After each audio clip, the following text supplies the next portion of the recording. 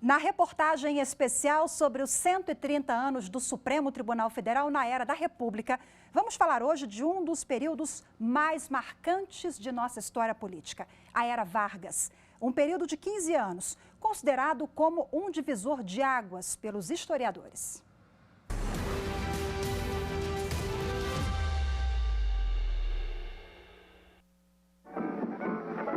Nós vamos ter transformação nesse Brasil verde e amarelo. Era Vargas. Entre 1930 e 1945, o Brasil foi governado por Getúlio Vargas.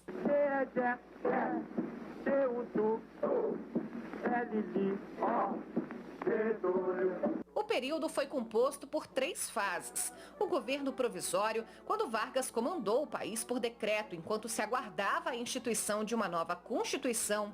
O governo constitucional, em que ele foi eleito para governar transitoriamente, e o Estado Novo, quando o político lançou um golpe de Estado, fechou o Congresso Nacional e assumiu uma posição autoritária para se manter no governo.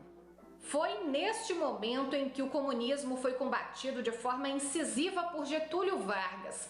Com apoio militar e popular, o argumento era de que o movimento era prejudicial ao país. Vargas usou a Lei de Segurança Nacional para colocar na clandestinidade a Aliança Nacional Libertadora, grupo político crítico à política econômica do Brasil. Combateu a intentona comunista e desfez o Plano Cohen, supostos projetos para a derrubada do governo. Em primeiro lugar, não é o favorecimento da concentração do poder no executivo, não é? A abolição das demais instituições democráticas. Os partidos políticos, principalmente a Aliança Nacional Libertadora, foram colocados na ilegalidade e se institucionalizou por essa Constituição a perseguição a qualquer forma de oposição ao governo, não é? Inclusive a prática de tortura. Ao longo da Era Vargas, o Poder Judiciário também passou por grandes interferências do Executivo, com a aposentadoria compulsória de ministros do Supremo Tribunal Federal, a diminuição de 15 para 11 cadeiras na Corte e a instituição de um tribunal especial para julgar crimes políticos. Os julgamentos de alguns habeas corpus no STF ficaram marcados na história, como o do ex-ministro das Relações Exteriores, Otávio Mangabeira, que foi preso durante a ditadura de Vargas. E de lá da prisão, ele fez alguns habeas corpus. Chegou ao ponto, veja como era a coisa difícil para o funcionamento do STF, chegou ao ponto de em um desses habeas corpus, haver um empate no número de ministros que concedia e dos que negavam. Pois bem, houve um debate cruel para se chegar à conclusão de que no empate solta o preso.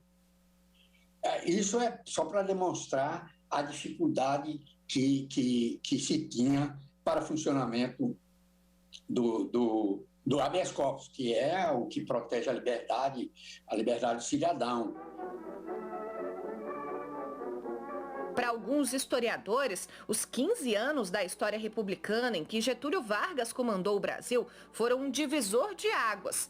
De um lado, a ambivalência de ser responsável por um governo ditatorial e do outro, por ter consolidado importantes direitos sociais, como a consolidação das leis do trabalho e o voto feminino. Se, por um lado, perde-se muito, né, no que se refere ao campo da participação, da cidadania, da democracia, etc., ganha-se em outras áreas, né? Avança-se muito no que se refere ao planejamento da nação. Grande parte da identidade do Estado brasileiro foi construída nessa época. Então, grandes leis, grandes códigos. É claro que essas leis e códigos, que elas são parte da Constituição de 37, elas são vistas de outra maneira quando elas são interpretadas perante uma Constituição democrática. Mas são ainda fruto desse período de maior centralização e de maior autoritarismo.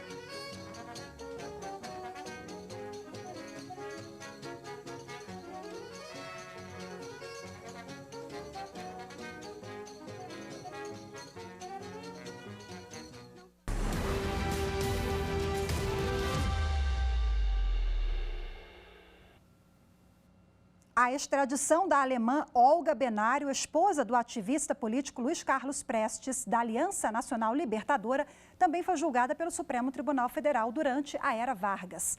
O ministro da Justiça, Vicente Raul, assinou junto com Getúlio Vargas a expulsão da militante. Um assunto que vamos mostrar com detalhes aqui no Jornal da Justiça, na reportagem especial da próxima semana.